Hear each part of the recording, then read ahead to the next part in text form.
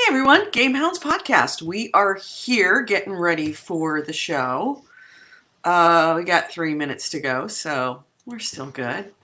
I was just telling Nick, I just signed up for my COVID test. Well, I'm in the process of getting screened for my COVID test because in my county, they are testing asymptomatic people. They want asymptomatic people to be tested. And you should check to see in your county, Nick, if they're doing that too. Yeah, Although in your county, you're Santa Clara, right? Or Alameda County. Alameda. Yeah, you guys are fucked. Hmm. You're the reason why we haven't opened. Because our numbers are fine. But because we border your county, if we start opening up, all your infected people are going to come into our county to shop. Yeah. We do not want that. Yeah, because we're actually in pretty good shape. We're not the worst. You're worse than us by a long shot. And then Santa Clara County, south of you, just south of you, is way bad. But we're not great. We're not COVID free. Let's just say that. I watch the numbers every day. How are you doing with your shut-in? Good. Yeah, Yeah. it's just another day in paradise. Nick D. Yeah. Nicola Oh, wait. HQ. I need to save the shower curtains. This is, can I say, there's always been an argument between dogs and cat people. This is why you don't own cats. I got a dog. I ever left because of my dog since the noisy one passed away? My dog is sitting right there. Right there. Right over there. I took him out, I piddled him, and he's passed out again. Dogs are the shit.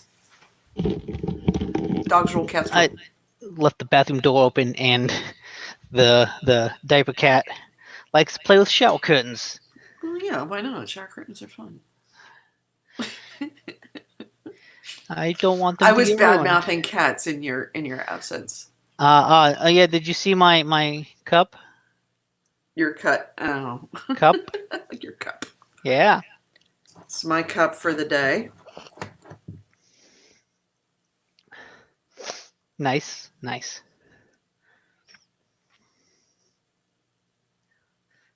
I like this cup because unless you knew what aperture science was, it would just be another tech cup. It would look like another Teco. Yeah. You wouldn't know. So after 60 days of doing my afternoon radio show straight, I took a day off yesterday. Aha. And we will talk about that. We should probably start the show. We could even start it on time today. Yeah. Yeah. Let's see. I'm still collecting news. Yeah, I'm collecting some news stories now. Of course you are. See, I'm late from what I normally do. This is actually sort of early for you. I've got one more. All right, let me cut and paste what I need to do. We gotta be done by noon because I have to go out and buy food. Okay. I didn't do it yesterday. I was planning on doing it yesterday, and then I didn't because it was my day off, and I sat in front of my television and played games all day. So for the first time in a really long time. So I actually have to go out and go food shopping because we have run out of food in the house. I should get food too. We went out to Outback last night and ordered out from Outback. And that's pretty low when you're spending that much. Yeah, but when you're spending that much money, like I could have fed us easily for a week and a half to 2 weeks on what we spent on Outback. Oh, yeah. And probably done a slightly better job. Look at Miss eating steak every night. Yeah. Ah, See, I could eat steak every night for way less than what they do because I am an excellent cook. And I shop at Bargain Market. And it's awesome. So let's see. Chat room, we got Eric Baker. Hey there. Hey, Wraith. Ted Var from the Weege. How is Norway doing with the COVID? Because let's face it, we're all in this together. We are definitely not alone in doing this, and I get the feeling that the Scandinavian countries did way better. Well, first off, they have way fewer people. Second off, they actually have a lot less bureaucracy. I thought I heard Sweden didn't do practically anything. Well, Sweden shut down the whole country, tested everyone, and then opened it up slowly. Okay, one of Which them is what you need to didn't do. do. One of Or them was it practically didn't do anything. was it Sweden that didn't do anything? Maybe it was Go Norway. chat room. What did Sweden do for the COVID outbreak? All right. So, well, the Weege, well, Ted Var, the Weege, offers up us his perspective from the Scandinavia. I will start the show because we can start it on time. Yay! All right. I have double checked to make sure that you're coming through. Nick, go ahead and talk. I want Okay. to make sure. Yep, you got Test. waveforms. I have double checked it and triple checked it. So Okay, it should be yeah, working it looks today. like Sweden, at least as of April 20th, did not order any lockdown and had about 10 times the number of COVID deaths as its Norway, as its neighbor. Because Norwegians are smarter than Swedish. I think I would go out on a limb about this one. Yeah, so Sweden got pummeled. Sweden left everything open. They just asked people to self-isolate in limited gatherings over 50 people. Over 50? Are they Yeah. stupid? Well, clearly. How many? What's their death count? Well, as of this April 20th article, 1765. 1,765. Wow, that's actually quite a lot. That's a whole lot of people. Considering, what's the population of Sweden? Sweden pop. So much for being on time. Yeah, and Norway has seen 182 deaths as of that time. Yeah, they have 10 million people. So they have half the amount of people that California has. And they have as many deaths as we have. Yeah. Sweden is going for herd immunity. Yeah. So yeah, not this. Herd immunity is a really brutal way of doing it. I mean, the nature of herd immunity when you were talking about a fucking fatal disease, not just a fatal disease. And I mean, there are GameHounds listeners who can absolutely tell you what a horrible, horrible disease this is. It's essentially turning a blind eye to human suffering and death. And I'm really surprised that Sweden did that. Really surprised. That's not kind of in their DNA. So let's hear it for Norway. I'm looking for places to retire, and now Norway's definitely popped up the list. All right, so let's do this. We are starting our show because that's what we do. All right, I have to remember which show I'm doing. All right, I know what show I'm doing now. Stand by.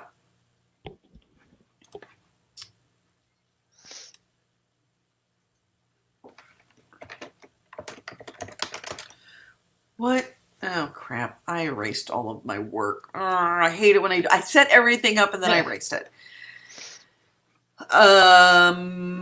This is GameHounds 545.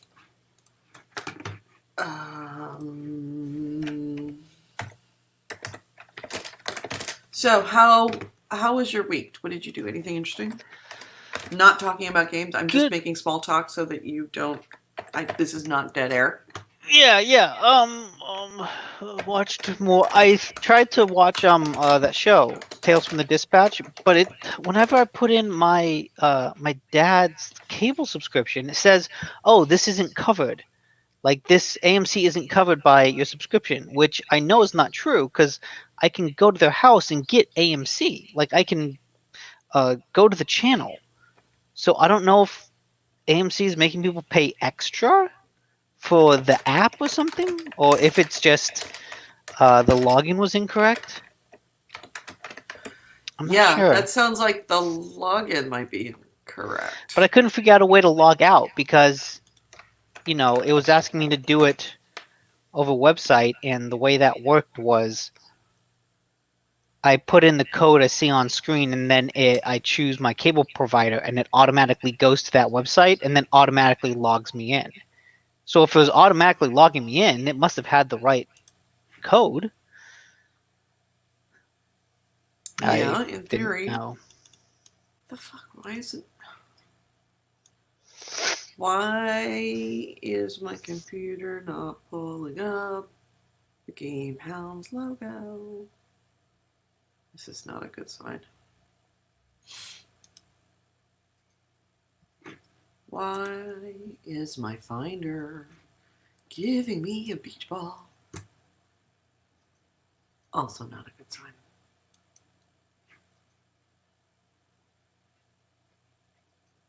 All right, I'm going to have to restart Spreaker.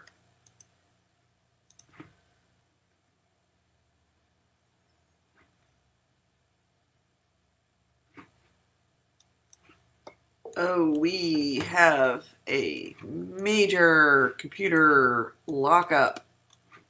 Oh. Yeah. We may have to restart the show. Well, better to do it before it really started than Yeah. Well, I mean, it was. like an hour in. Okay. I don't want to force Outlook back. I don't want to quit out of that. That would be bad. Quit out of messages. I can quit out of Facebook. Save.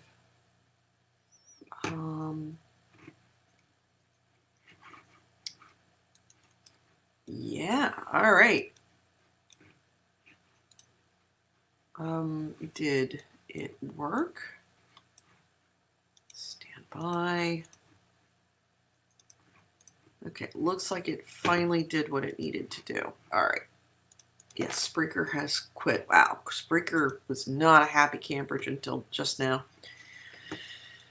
All right, let's double check, make sure everything is still working. Give me some waveforms, Nick, please. Hello, hello, hello. Test, test, test, test. Okay, you have waveforms. All right, let's try that again. We are now change logo large. Ha, there we go. All right, we are starting the regular Spreaker show.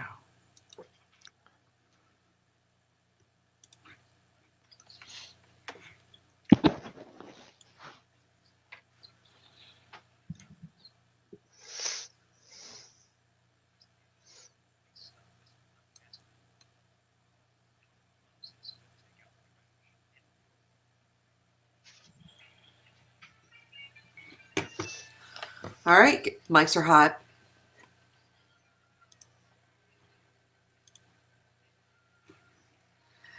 Hello and welcome to GameHounds podcast. GameHounds episode 545. We are recording on May 17th, 2020. I'm Edie Sellers. With me is Nick DiNicola. And if you are listening on Spreaker, you will notice that we did not have a show last week. There is a very good reason for that. Halfway through the show, I realized that there was no Nick on the Spreaker podcast. So, and we were so deep into the show at that point. I mean, we were like an hour or two in that I couldn't recreate it. So, GameHounds 544 is lost to Spreaker. However, it does live in infamy on YouTube. If you go to our YouTube channel, GameHounds Vids, it is there. And I'm so sorry, all of the podcast listeners, for abandoning you for a week. It was not my intention. But sometimes stuff happens. It just does. Nothing else we could do about it. So I have checked, double checked, triple checked, and it seems to be working. Nick, are you on the show today? Yes. All right. I see little lights going off that says that you are. I am very excited about that. So we are still in our quarantine in California, even though our state is starting to open up a little bit. Both Nick and I are in the Bay Area counties that have not opened up at all. We have remained in place. It's interesting, challenging, but we're making it through. In the chat room on YouTube, we have Eric Baker, we have AC Wraith, we have Barbara Zelikman, we have Ted Varty from Norway, and he says that it's pretty awesome over there, even though they are shut down. Are you guys still shut down in Norway, or have you opened up at all? And we got Bitters. Hey, Bitters. We've got Creation Chaos. Hey, Chaos. How's everyone doing? I hope you're managing through all of this. I know that we all live in very different places, in very different levels of shutdown for very good reasons, because places like where Nick lives is still screwed. I'm on the border of where Nick lives, so they haven't opened us up yet because they're afraid all those screwed people are going to come over here and fuck up our shit. Yeah, we Isn't will. that freaking... You would. We will. Oh, yeah. You totally would. If you open the door, we're coming in like zombies. Yep. Yeah. You're coming over and using our nail salons and our, coming to get your hair done and all that crap. I mean, it would be great. We're just going to come over and walk around. And just breathe on everything. Yeah. Lick all of the door handles. Yeah. Yeah. More than that, we're going to lick the street lamps too. We're going to lick the mailboxes. Oh, yeah, totally. Yep. Lick the sidewalks even. Yeah. So it can get your dog infected. Dogs can get it. You know that, right? Yeah, I heard that. Yeah. Yep, dogs and cats. And tigers. Okay, I'm not too worried about that. A tiger came down with it. That's why they figured out that it might actually jump species again. Because a tiger came down with it in Bronx Zoo and died of it.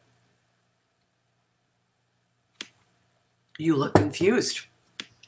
No, it's just too bad. Too bad for the tiger. AC Wraith has in the chat room the link to see our shiny, happy faces. I've actually blocked the window up above me right here, so I don't have blasting. It'll be interesting. White. I've actually opened my window more, but it's also very overcast. Yeah. Oh, really? You're overcast down there? It's sunny blue sky up here. Yeah. So there's your weather report. It's nowhere near as good as Goalies, but it's a report. We just don't have nowhere near as much fun weather. Mm-mm. By fun, we mean suck. Yeah. So, let's talk some games, because I can't do the show until afternoon because I have to go out and get food. Okay. I am out of food. And well, the later you wait in the day, the worse it is for getting food around here. Yeah. See, it's funny. There's two Safeways near us. They're both like 3 minutes away. Mm-hmm. One of them, whenever I drive by it, there's a line. The other one is the one I always go to. Never a line. Interesting. It's like everyone goes to that other one out of habit and gets stuck in line. It's like, well, if you just went in the other direction, you'd find another Safeway. Be really, really glad that you are not the kind of couple who's addicted to Trader Joe's. Because Trader Joe's, at least the one just down the road from me, it is It's like waiting to get on a stacked World of Warcraft server the first week that it comes out. Seriously, it's like it is a line around the corner, down the whole mall. It's like it's a really, really, really. It goes all the way around the building. Yeah, Trader Joe's is a madhouse even on a good day, Right, but even on on a a weekend day, non-pandemic, even on a non-pandemic day, it's crazy. mm-hmm. Um, Yeah, it's bad. And the thing is, it's so funny. Is it so many of those people are like, but I've got to go to Trader Joe's because they have all their organic nuts and stuff. And the thing is that there is a discount supermarket that has just as much organic, froofy, quinoa, organic nuts, unroasted nuts, all the Trader Joe's stuff. It's not labeled Trader Joe's. yeah, And it's discount, like for $2.99 versus $6.99. And there's no line. But because it's a discount place, people are like, yeah, I don't know really about the quality there. I mean, I really trust Trader Joe's. yeah. Lemmings. Lemmings!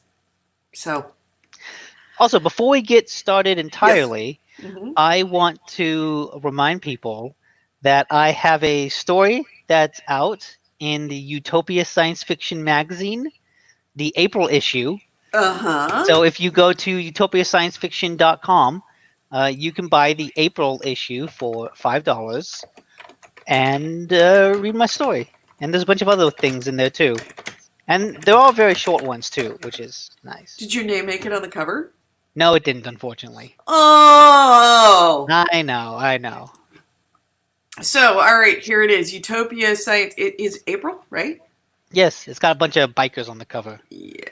And by bikers, I don't mean like motorcyclists, like the Hells Angels. I mean like a Tour de France bikers. It looks like they're cyclists. Cyclists, I guess, Yeah, is a they're better word. cyber cyclists, actually, Yeah, it looks like. Yep.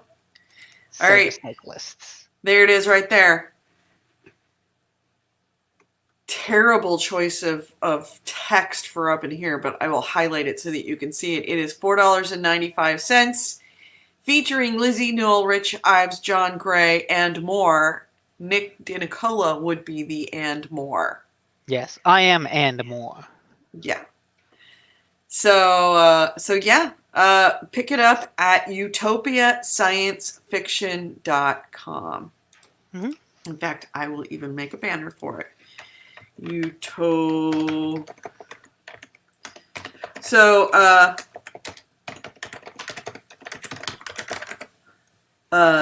tell me, dear, we played an MMO together. Oh, yeah, we did. And not only that, I have been waiting for you to come back because you are just on the cusp of when the story starts. Okay, I mean, I've gone back and played it a little bit, like a couple nights, just when I'm like, I don't have anything to do, or whenever I've talked to Ryan Forceman, like I always Mm-hmm. need like a good mindless game to play. Right. And it used to be The Division, and now it's Final Fantasy 14. So I've Right. been doing that and just kind of getting side quests out because, okay, like the part we played together, that does not feel like a social part of the game. Like it's running around doing very mundane quests that still are very text heavy with description, and it's like, Yes. who, when you're playing with a group, I'm not going to sit there and read like read, okay, Yes. let's go do the quest. And so it feels like it's this like conflict of design where, oh hey, we want you to play together, but we also want everyone to shut up and read whenever they're going to start a quest.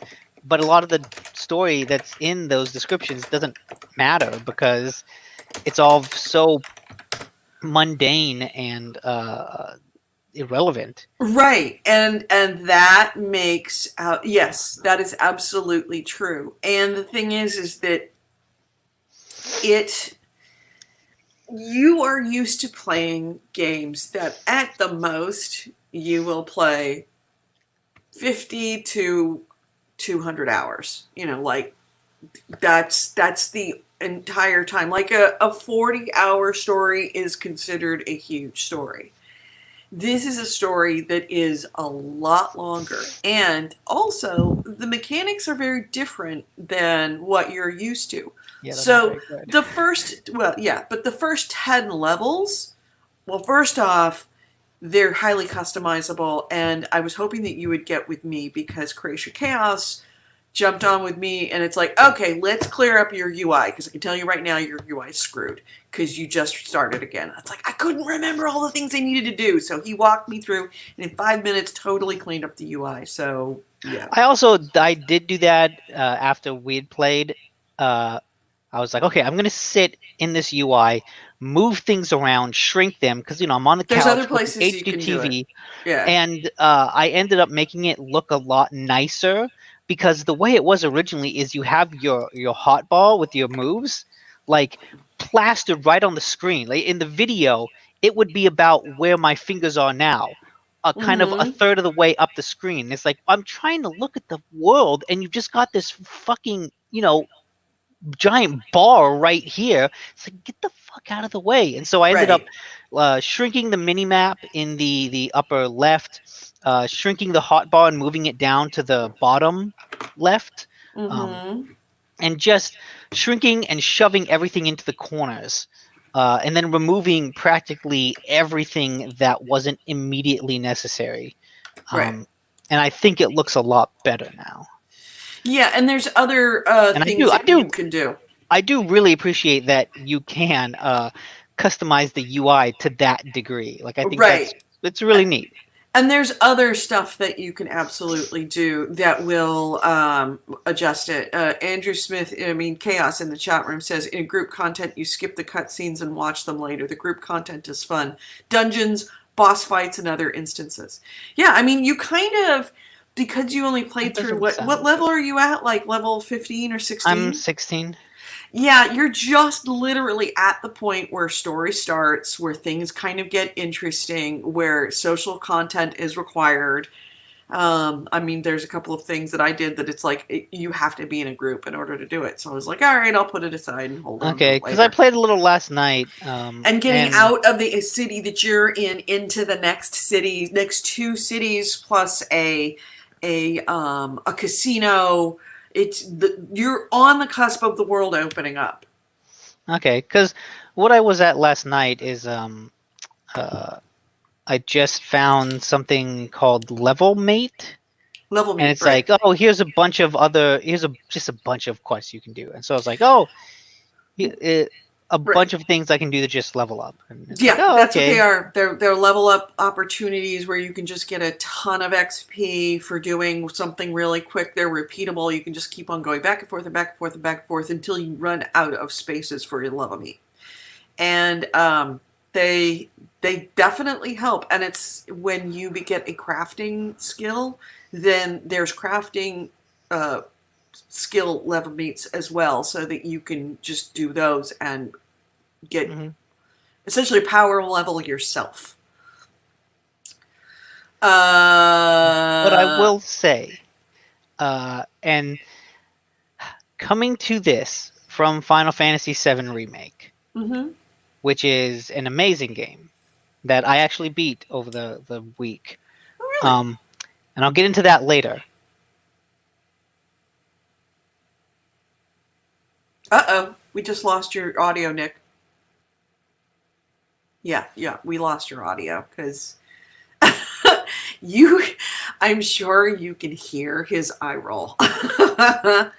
He needs to go in and re-update. There's Now, got to be something on there that says don't turn off my microphone. can you hear me now? I can. Okay. Yeah, it automatically mutes for some reason. I don't get it.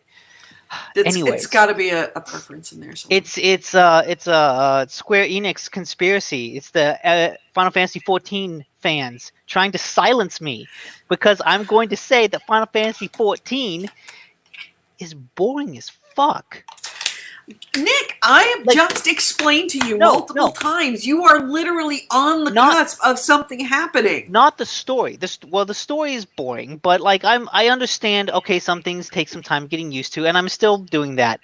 I mean, the act of playing and the combat system is mind-numbing because specifically, and what I've realized, I think this is a fundamental problem with MMOs. Because in any other RPG, I'm controlling a party. I'm controlling 3 to 5 characters at once in a fight. That means I always have something to do. In this, because I'm only controlling one person at a time. It's just do a move, wait, do another move, wait, do another move, wait, do another move, wait. And it's always the same combo, like thrust, counter thrust, thrust, oh, combo thrust, thrust, boost, combo thrust, thrust, combo thrust, thrust, Right. combo thrust. And Right now, it's you oh realize you shit. have nowhere near the amount of spells that you I are going to have later, and you are I've looked literally in a I've place where this is the most boring part. I've looked at the skill list that I have, and I'm like, I look at all those and go, okay, is that it? And because I'm coming from Final Fantasy VII, which is like one of the most fast-paced, like tactically demanding RPGs I've played in a long time. That's a game that I'm sitting there going like, come on, go, go, go, go, go, pause, okay, okay. And like the idea that I can pause, kind of open a menu to slow down time is like, okay, I just need to stop the action for a bit, wait, what I need to do. Okay, take a breath, go, everyone, go, go, go. He's staggered. Go, go, go, go. Nick, And you are it's exciting. It's thrilling. comparing a boss fight That's not a to boss fight. a That's an average grind. fight. Right, and that's the The thing. average fight is All way more exciting. You have not gotten into a dungeon. I've You played have enough. not gotten into any kind of boss fight. So So okay, you are then comparing apples and oranges right well, I know now. it's apples and oranges. These apples suck. It's a delicious fresh orange and a rotting apple with a worm coming out of it. Kea says it's about later fights. When you are juggling fight mechanics with 4 to 8 other people, it's less about what you're doing and more working as a team. And so this is the fundamental aspect that I get to. I don't want to do that with a team. I want to do that myself. I want to juggle those fight mechanics myself. I don't want to have to do it with a team because even with a team, it will still be like, I do my thing, you do your thing. I Oh, do my thing, that's you do your thing. sort of no. Like, And couldn't be more wrong. I will And the say, thing is if that you've never played an MMO. You are judging an MMO by the first 15 levels, having not done a boss fight, having not done a dungeon, having not done anything with a team, and then saying, I don't really want to do it with a team because I want to do it all. Because it will be boring. Because you don't know. You literally don't so then here's know. another fundamental flaw of the game. If I'm really so wrong about it, then start with some good shit. There's absolutely no design reason that you have to start so fucking slow. You can throw people into the deep end as long as you teach them right. Hell, you can even do like an abilities thing where you throw them into a fight with a bunch of moves and be like, oh, look, this is what it could be. And then you de-level them for some reason to go into this. This one, this epic adventure RPG starts like here's the thing, it fucking starts with me in a little chocobo carriage riding through, and then some marauders attack and an arrow comes and goes thunk inside, and it's like, ooh, is it going to start with a fight? No. Other NPCs are going to go, oh, don't worry, we'll take care of those marauders. Raw, fight, fight, fight. And my little chocobo carriage goes wandering off, and I'm just like, I'm an adventurer. I could help.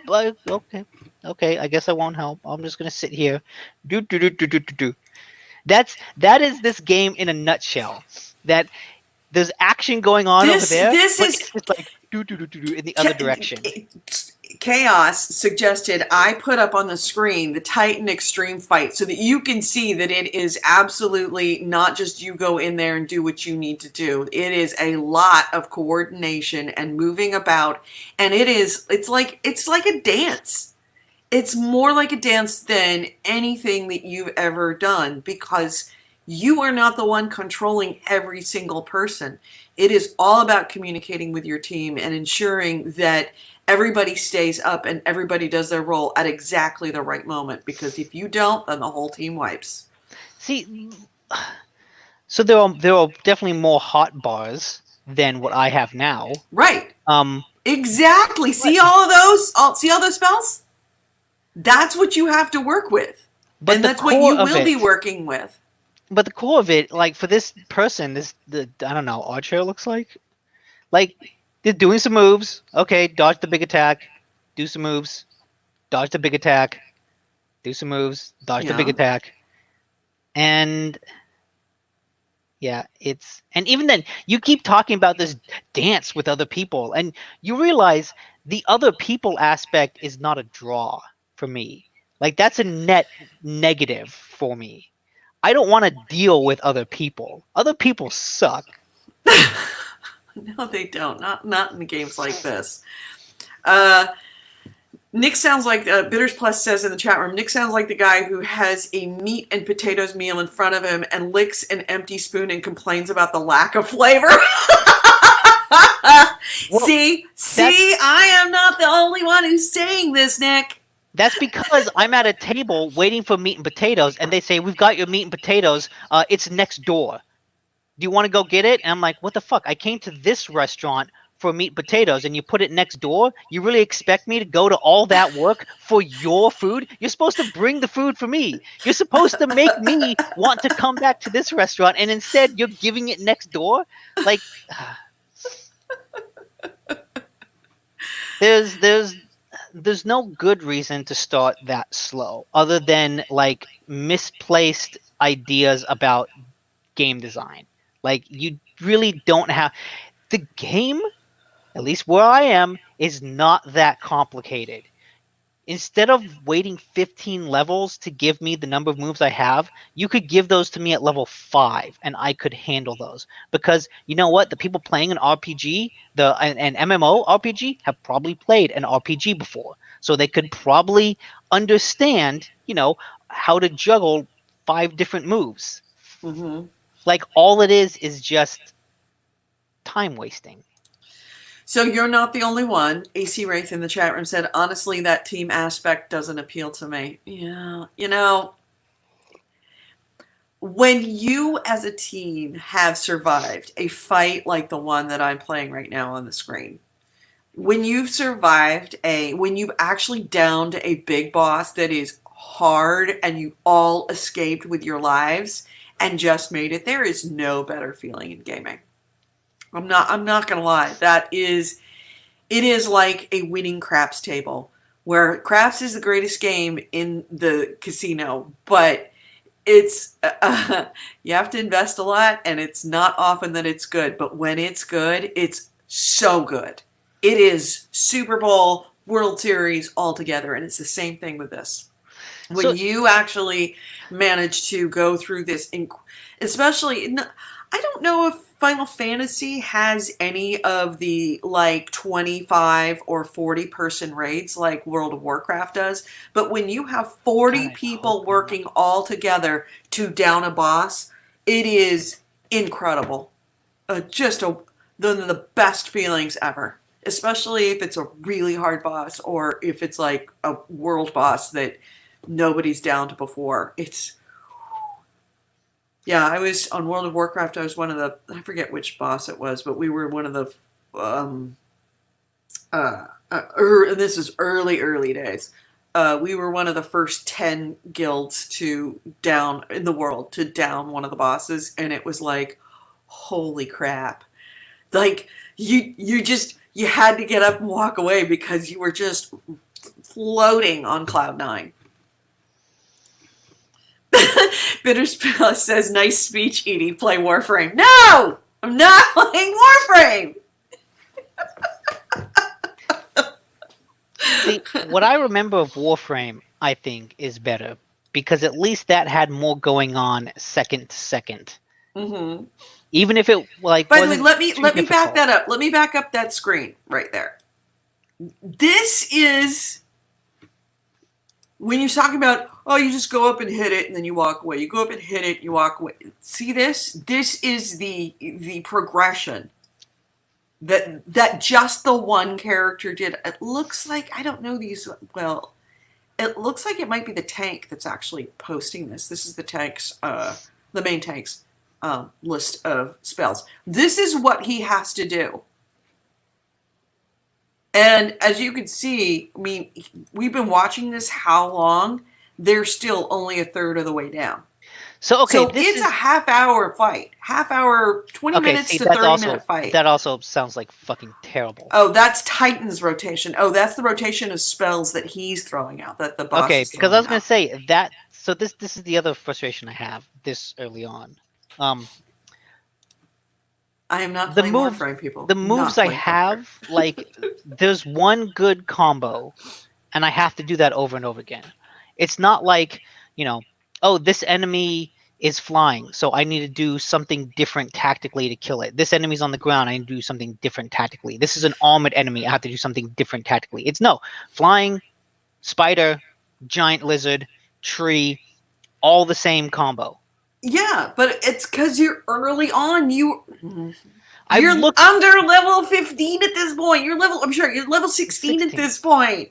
You're level 16. You've you literally put a couple of hours into this If you character. cannot differentiate the enemies many by hundred level of hour 16, game. what the fuck are you doing? You've played one night. You're looking at level number. You've played one night. I've played a couple nights. You played one night and you got power leveled one night. No, the only reason I got power level is because I wasn't reading anything. I was just like, okay, do a quest, do a quest, do a quest. Yeah, and on top of it, well, because you really weren't into any bit of the story, and the story literally picks up from the point of where you are right now. You like saying, "Oh, story sucks." You haven't even hit the story. Gameplay sucks. You haven't even hit the gameplay. Again, you played a couple of hours in a many hundred of hour game. That's terrible design. If I've played this long and you haven't done anything narratively or gameplay wise to hook me, that's a badly designed game. No, it's not. I don't care if it's 100 hours. A Persona's 100 hours, and I'm sure that does something within the first hour to hook you and get you interested. Right, but it hasn't. I can't. I mean, I've explained to you all of the reasons why you might be a little misconceived. And I'm saying all your reasons are like Stockholm Syndrome excuses. I would agree with you, except there are literally many thousands of people who disagree with you. Popularity is no indication of quality. I don't understand why you could say, oh, you should play Warframe, but not Final Fantasy. It's the same thing. And I think Chaos would agree. The story in Final Fantasy is way better than the story in Warframe. Sure. Chaos says it's a different kind of design. You know what you're getting into. It's about progression. That's what's important. Wanting to get stronger and unlock more. And I do want to get stronger and unlock more in the hopes that it gets interesting. But like, if it's not interesting to fight, contrast this with Final Fantasy VII Remake, which I'll get into. So many of the fights there are almost like combat puzzles. Almost to a flaw. I really wish that there was a difficulty in between normal and easy, because easy is an absolute cakewalk. It's too easy. Yeah. But normal is like every fight is kind of a combat puzzle that really demands that you think, that you use the assess magic to see what the enemy's weak against, that explains their pattern, when you can stagger them, how to stagger them. So you need that, and every fight is like this tactically complicated thing. I hate to do this, Nick. Go ahead and talk about Final Fantasy VII. I've got to take this phone call. It's COVID, people. Yeah. All right, be right back. So since this is for basically, since the podcast last week got kind of lost to time, I'll repeat what I said there. Um, the way the combat works, those combat puzzles are very interesting, and they definitely make the game interesting to play. But a lot of times they can also make it really frustrating, because, and this is what I said last week, since you're playing in real time and you're controlling three characters at once, you have the ability to vomit out a lot of damage at once. Between all Cloud and Tifa's and Barrett's moves, like, you can do a lot of damage very quickly. And so what a lot of the boss characters and even like some sub boss strong enemy characters do, uh, how they counter that is they always enter some sort of phase where you can't hurt them, or they are just naturally resistant to a bunch of attacks. Like, you'll have a flying character that, because they're flying, they're just very resistant to melee characters. Even though you can do the anime style jump up in the air, do a bunch of attacks, I can't use any of my abilities, any of my melee abilities to damage them. I have to use magic. But even then, it's only a certain magic. So, like, with a lot of the flying creatures, you can only take them out of the sky with wind. And if you don't have that wind magic equipped, you're kind of just screwed because you don't have the answer to the combat puzzle. So you're just kind of like, well, I'm just going to jump up and hit them a bunch of times and hope that eventually they die. And because it's kind of what you're stuck doing. And so some of the more frustrating boss fights enter this have these phases where you'll do a bunch of damage to them, and then they'll enter like an invulnerable phase where then they will do something else, and you have to pelt them with a certain move, a certain magic, which will then stagger them, and that stagger is the damage window. That's when you go into attack. And that's kind of the process of the whole game, is do the thing they're weak against to stagger them, then unload all your strongest attacks. So is this Final Fantasy VII that you played? You're Yes, talking about? Okay. remake. Yeah.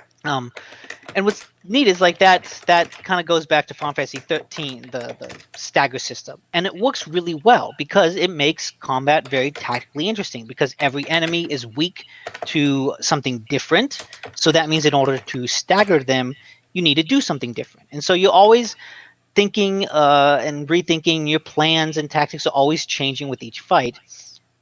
But when it gets into those big fights where the stagger window is very small and you're doing very little damage each window, it gets frustrating because, it feels like it artificially extends the fight. Because my characters are so strong and they can do a lot of damage at once, the game has to put up these artificial walls in order to slow me down in a fight and extend them out. And that gets really frustrating at times. But then the fights that don't put up those walls are really, really, really fun. Um, and I think the whole game itself is really, really, really fun. And like I said earlier, I finished it. And the ending, I want to say so much about the ending, but I also don't, because I don't want to spoil things. But the ending is a wonderful, it ends so well that Works has like a conclusion to this story while also teasing future things to come. Like, I think this story, as it's told, is very well contained. By the halfway point, I was thinking, and I was even telling Caitlin that, like, I know that there's more to this game, but I know there's more to the story based on the original game, but playing this remake as it is now, it feels very contained. Like, the story of Shinra and the story of these characters fighting Shinra, the evil company, feels like all it needs to be. It doesn't feel like it needs to expand. And so the idea that it ends, with them leaving the city, basically, is Oh, your mic just died again. You got to figure out whatever that is. Because if I hadn't been here and listening, you would have never known. okay. You're back. Okay. Shit, what was I saying? Talking about Shinra. Oh yeah, the story with Shinra, like, feels well resolved. It doesn't feel, playing this game to the end, it doesn't feel like I'm missing out on any extra story. It feels like the extra story there is an appropriate sequel to it. It's like, hey, we've got more adventure, come back. But it doesn't feel like anything from this narrative was ripped out. I don't feel like I'm losing anything. I just know that there's more ahead, which is good.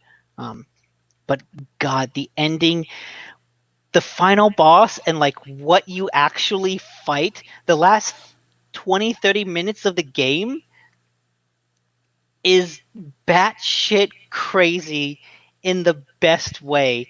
And it makes me so excited to see the future because it opens so many doors, and it's like I cannot believe that they went in this direction. It is weird and it is wonderful. I adored it. Once I as I was playing it, I was like, oh my god, am I actually is this what I'm fighting? Am I actually doing this? And I was like, oh fuck, I am. Oh fuck. And then as I slowly realized what that means for the future, I was like, oh shit. Oh shit. This is like a monumental thing. It is fantastic. Yeah, it is a great game. It's a lot of fun to play. I even one of the reasons I beat it so quickly is because I played it every night because Caitlin was watching me play it. Um, because the way it's presented, it's so cinematic and the characters are very well developed, and a lot of what you do is really fun. She had a plenty of fun just watching me play it, almost like a TV show. Yeah, I love games like that. I mean, I'm probably going to end up playing this anyway, too. I'm just going to wait for it to come on sale. Yeah, I think it's very good, and yeah, I'm happy that I have created like a Final Fantasy convert because some stray cats came into the some kittens came into the her shelter the other day, Mm-hmm. and they named the kittens Tifa, Aerith, and Cloud. And I'm like, oh yeah. So she didn't name him that? That somebody else did? Well, she and the others did. Okay, good. Yeah, but So yeah, all Final right. Fantasy So Remake, incredibly fun. Combat, incredibly fast paced. Always keeping you on your toes. Always keeping you thinking. And now that I finished it, I guarantee you I'm not going to go full time to playing Final Fantasy 14. That's for goddamn sure. It will good. be the game that I play an hour here and there every couple days. But I think I'm going to try to start Final Fantasy 15 now. Mm-hmm. To each his own. I now that I'm back in 14, I'm absolutely playing it again, hardcore. That's what I did all day yesterday. By the way, I missed my phone call, so I'm hoping that they call back Oh, again. Because you can't.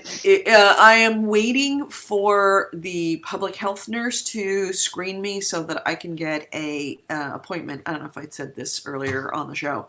Get an appointment for a COVID test. I don't think I have it, but I'm asymptomatic.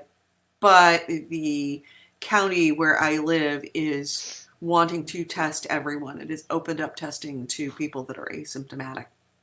So I'm going to go get it so that we can get our testing numbers up high enough to a tests per day so that we can start opening up the county and we have a better idea of what's going on. Hey, Kevin. So, I was say in the chat, I see Rape defending Warframe, saying that it's a ton of short loops and horizontal growth. That's quite different than one character slowly building power. And I remember one of the things I liked about Warframe was the cards. Like you collected these cards that you could use to I augment hated your the cards. ability and then level them up, and you'll like, okay, this frame has different slots for the cards, and you could kind of choose what to put in. And some cards, the stronger ones, had more of like a resource number, and Right. so that determined how many you could use. Like that was really a fun way of like customizing the character. Yeah, it allowed you to tune your character very Yes, that was easily. neat. And I you can't hated do it that with Final because the Fantasy tuning of the 14. cards was just another grind. It was another version of a grind for me. And it Says was the not. woman defending the early game of Final Fantasy 14. Yeah, well, it's because that's the early game and it eventually comes to an end. You never stop tuning those fucking cards. Yeah, that's because that's like the basis of character development, and that's fun.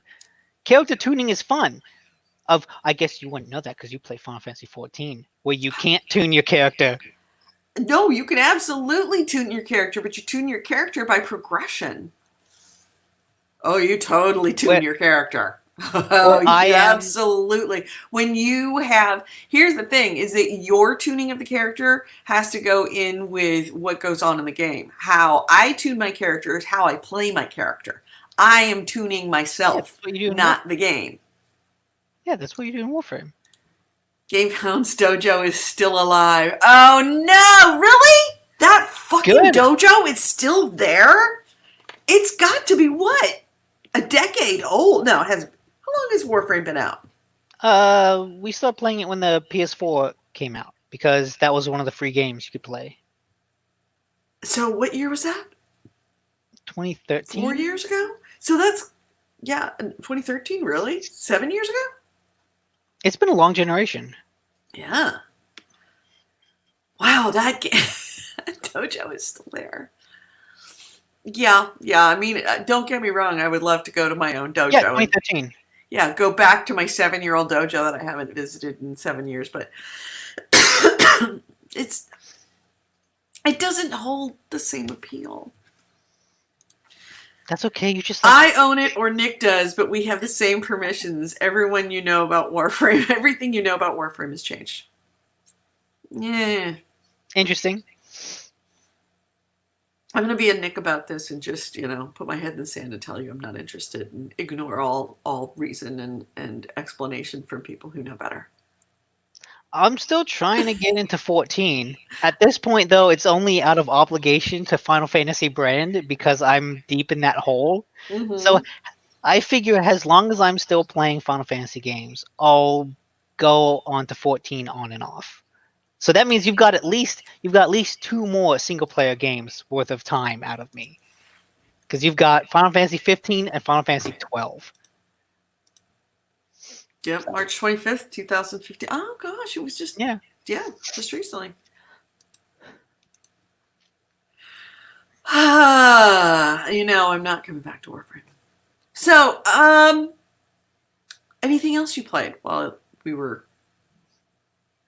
I not feel playing like 14? there was, but was there?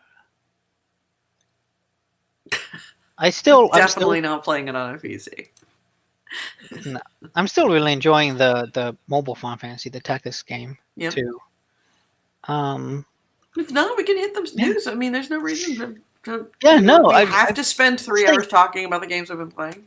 That's the thing. I feel like I played something else, but I don't think I've been deep into the 7 remake.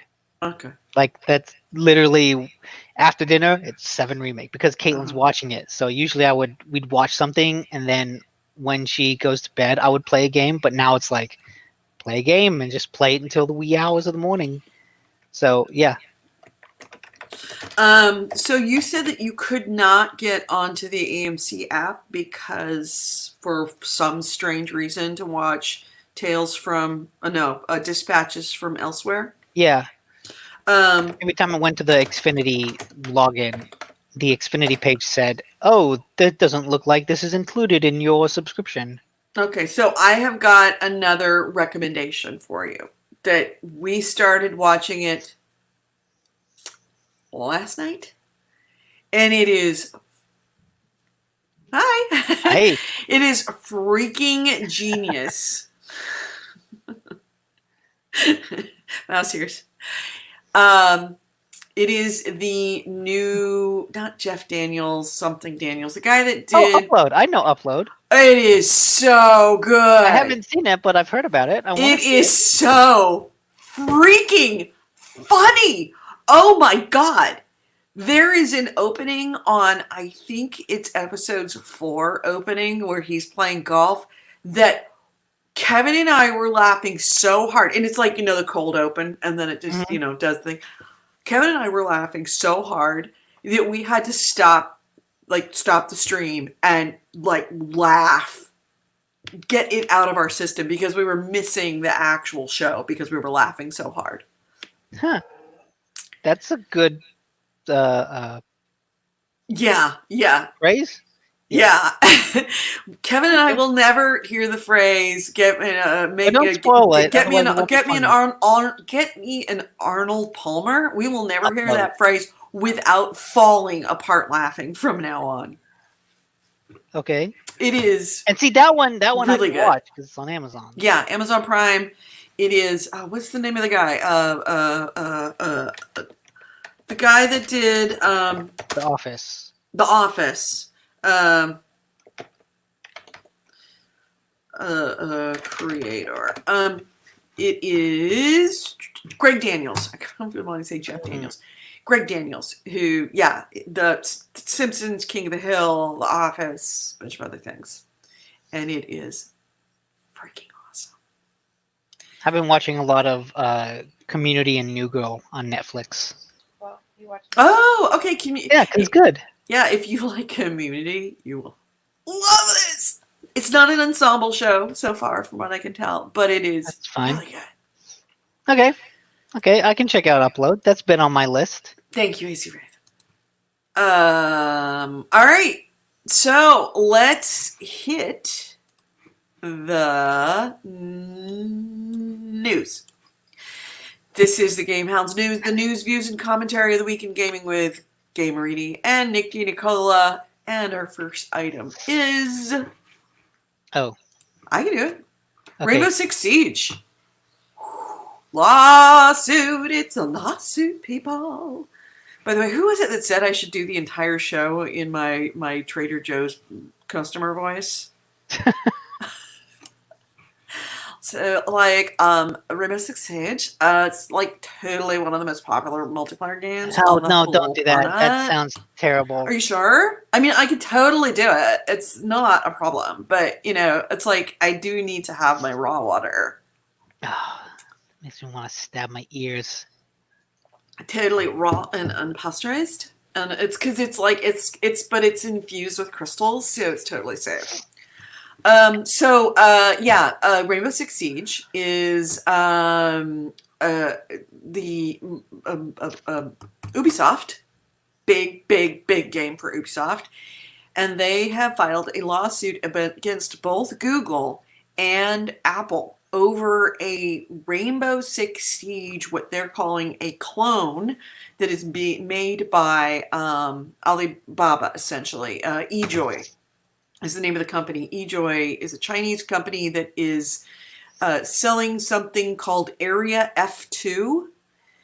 And Area F2, they're saying, is a clone to the point of where there are entire areas of it that are almost a like direct pixel for pixel lift off of Rainbow Six Siege. And eJoy is owned by Alibaba and another huge, massive Chinese company. And they're both being sold on Google Play and on the Apple iTunes Store. And apparently Ubisoft sent a cease and desist to a takedown request to Apple and Google to take the Area F2 down off of their stores because of copyright infringement. Neither one of them did it. Now, normally I would guess, I mean, if eJoy was an American company, they would just sue eJoy. But because copyright infringement in China is literally Tuesday over there, they're not filing against Alibaba or even eJoy. They're actually filing against Google and Apple because they're not honoring the takedown for a copyright infringement. So they're going for the low-hanging fruit in order to make it impossible for eJoy to actually sell, which would be, another means to an end. Yeah. I mean, I feel like they have a case. Normally with this type of thing, it's hard to sue a ripoff because even if you take the core mechanics of a game, like mechanics aren't copyrighted, and so that's why things like Threes and 2048 like exist alongside each other, because 2048 can rip off the same aesthetic, the same mechanics, and just kind of put a different coat of paint on it and sell that. But in this case, that coat of paint is still the same. Yeah. Like, it's not just the game is the same. It's the coat of paint. It's the operas, the pictures, the scoring screen, the UI is all the same. And it's like, Okay, that's a little step too far.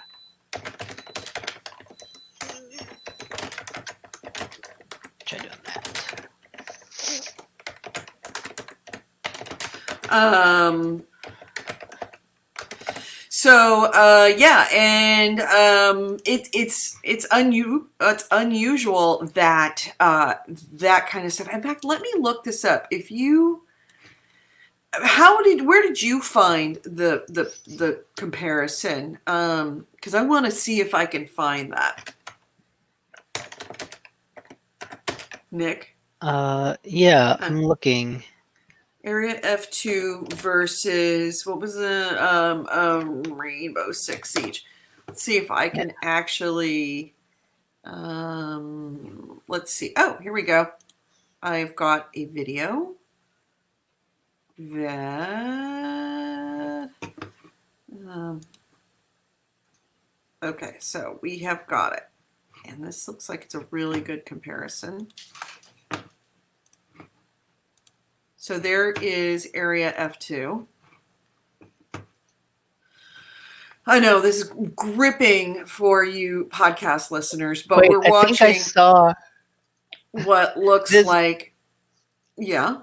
I found a video on the YouTube channel Gaming Mobile. And so this is a third party that's not associated with Ubisoft or what was it, Enjoy? Uh-huh. But I think this is telling. eJoy. It's not Enjoy, it's eJoy. Oh, eJoy.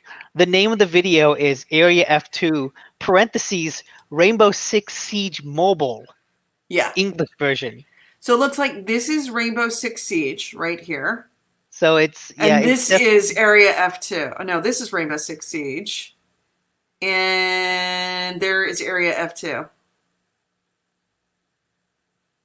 I don't well, I can see definitely the you're right. It is the coat of paint that's the same.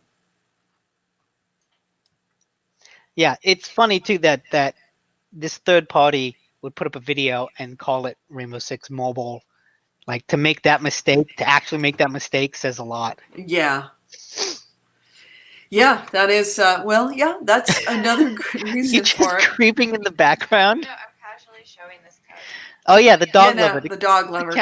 To counter my cat lover.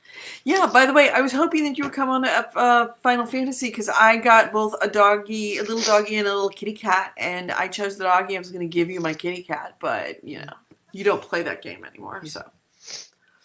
I mean, I will go back to it. I'll let Caitlin know that you have a dog and a cat that follow you around. Well, just one. I get one or the other. I haven't actually Yeah. launched Do the the dog. kitty cat. Do the dog. Yeah, the puppy's kind of cute.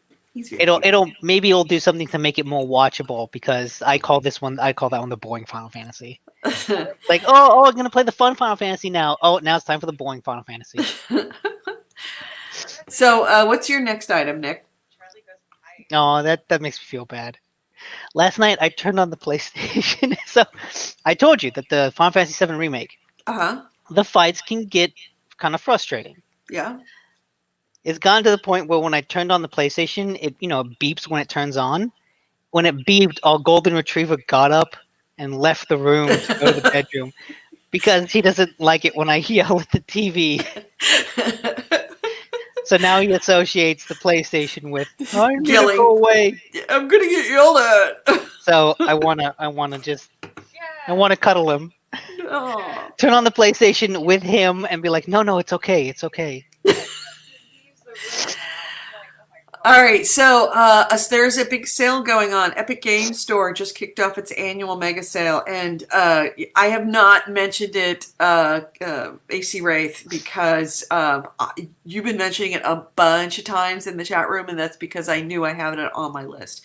So They're giving away GTA 5 for free. they're giving away GTA 5 for free. Epic Games just kicked off its annual mega sale.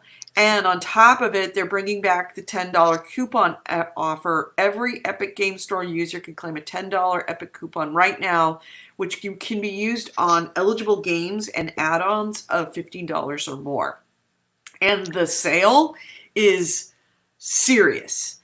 So first So I think off, it's worth saying, about that coupon. AC Wraith said that if you spend it, you get another mhm. continuously. Right. So he spent it on something and then got another one. He's like, oh shit, I'm going to use it again. And then got another one and spent it and then got another one.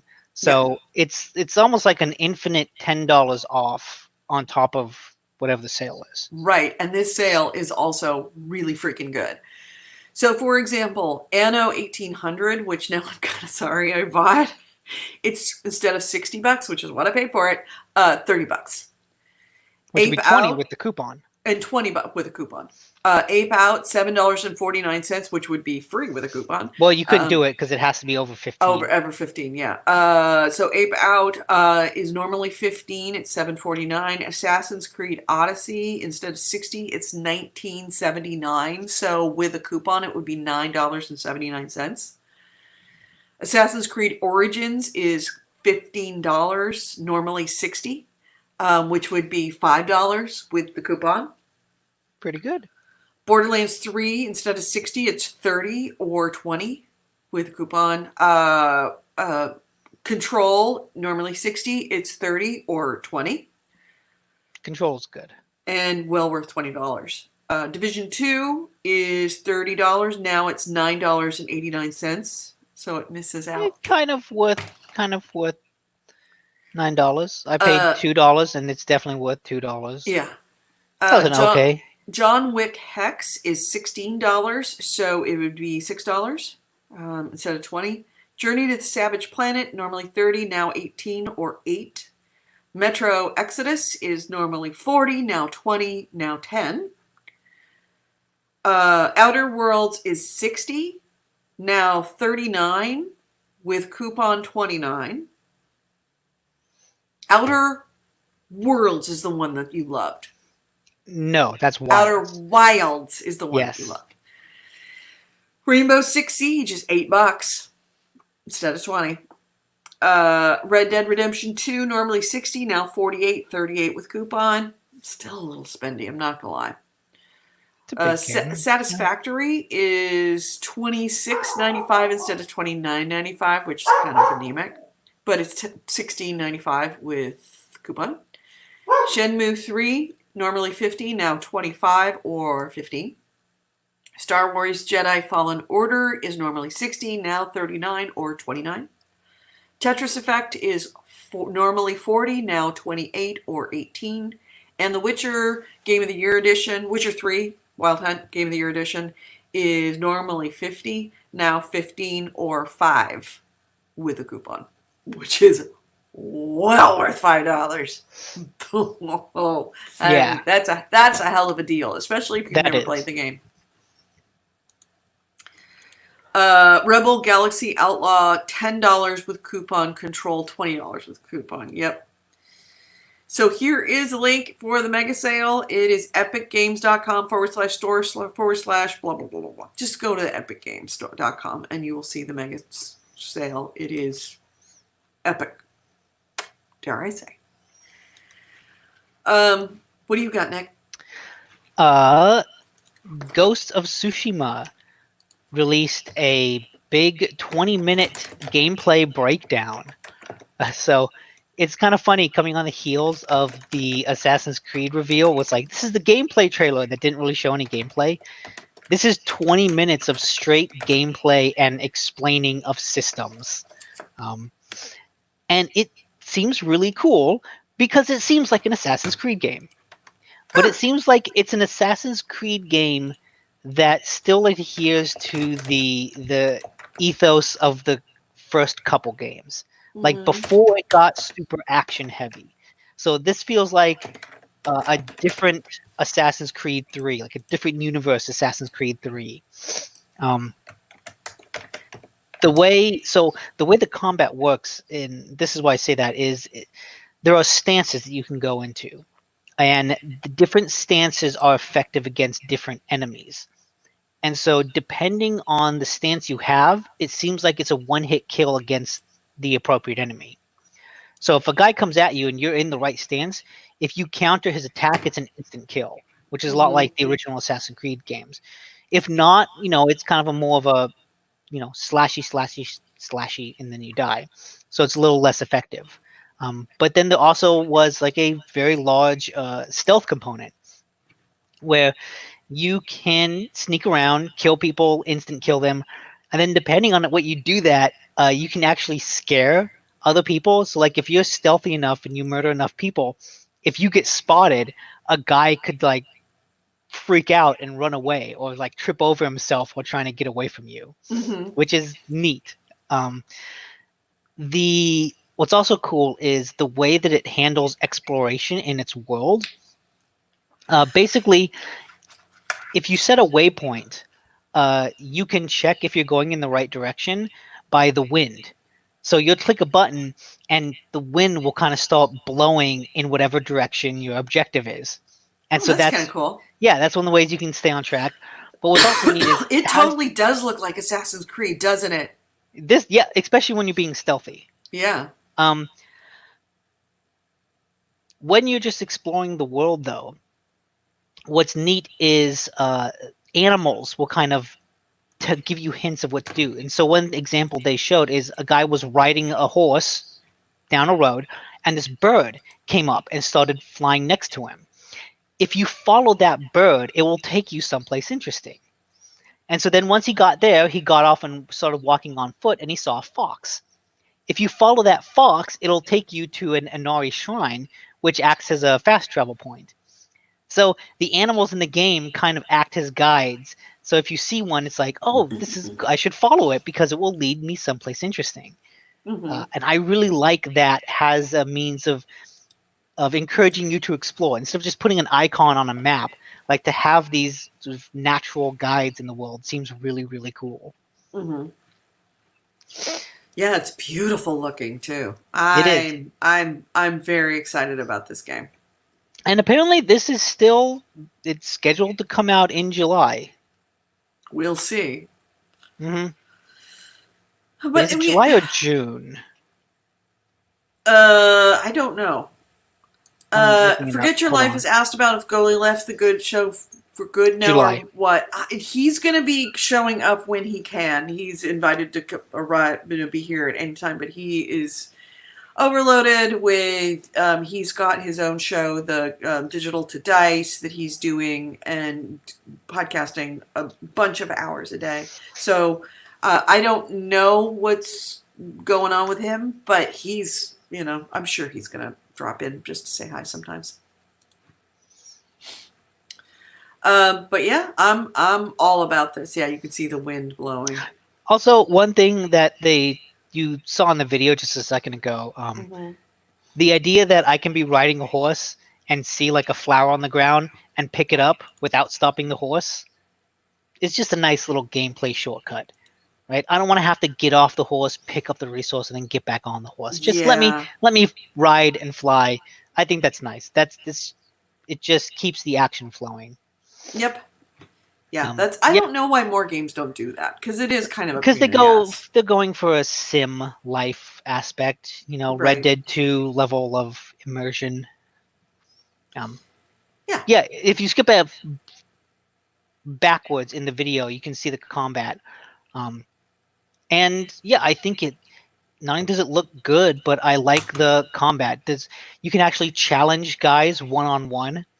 And so one of the things that happens in the video is he walks up to this gate that's got a bunch of guards around it, and then he challenges one of them to one-on-one combat. Mm-hmm. And so that kind of gets everyone around to pause, and then you enter like a mini game.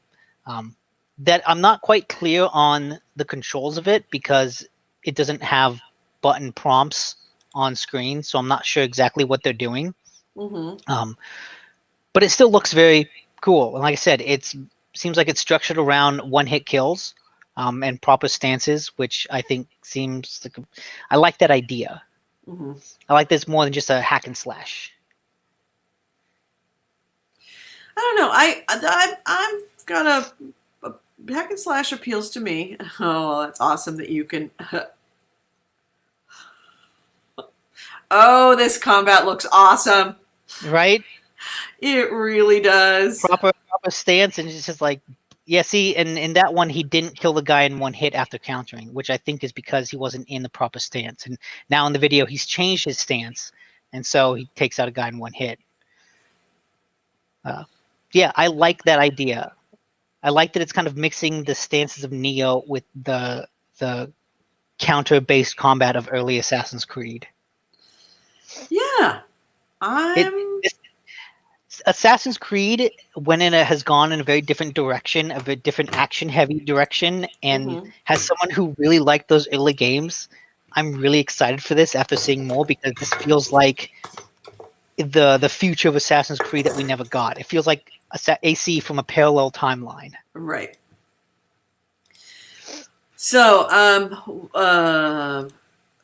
Corey Wallace says, I bought a PS4 Pro the other day, just waiting for the UPS. Good for you, Nice. especially with summer coming. I've heard enough things.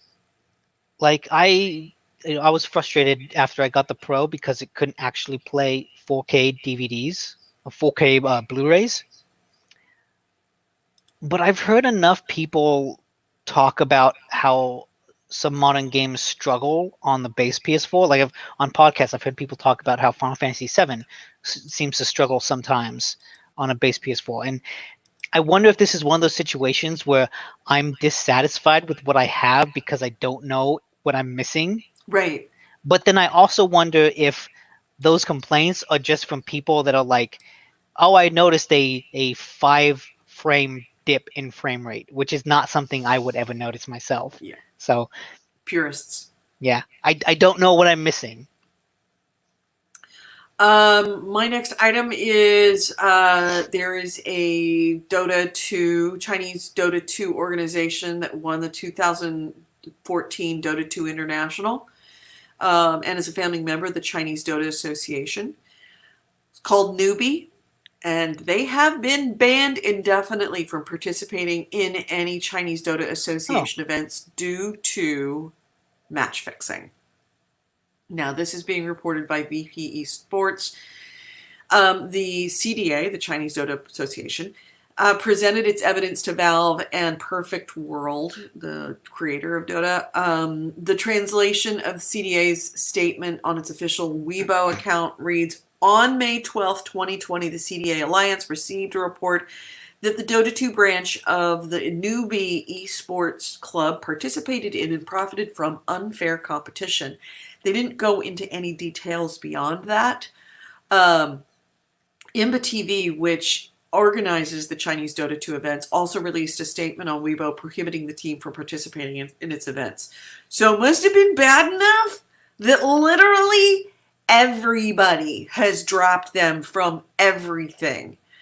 And in addition to not only banning the team indefinitely, several members of the team also received lifetime bans from the CDA and Imba TV events. That includes Shu Mogi Han, Yin Ak Rui, Wen Wizard, Li Peng, Yan Waxi Shao, and Zhang Faith Hongda. And they are all out. And I'm really. Nubia, by the way, has denied any allegations and they plan to file an appeal. But I'm really surprised that there hasn't been any discussion of what they did.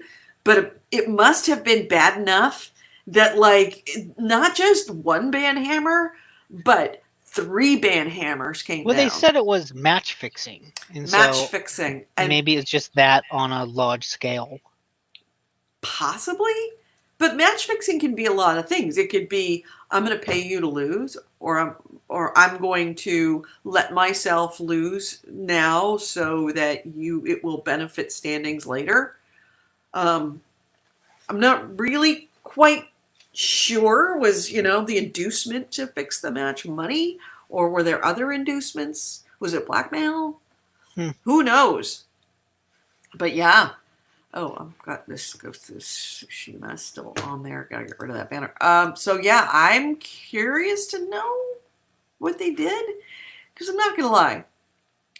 Dota 2 is not exactly known for its morals and ethics. And if it's bad enough that the whole community comes down on them, not just the community, but the organization, the Chinese organization, the television station, and Valve, and everybody else, I'm kind of curious what that is.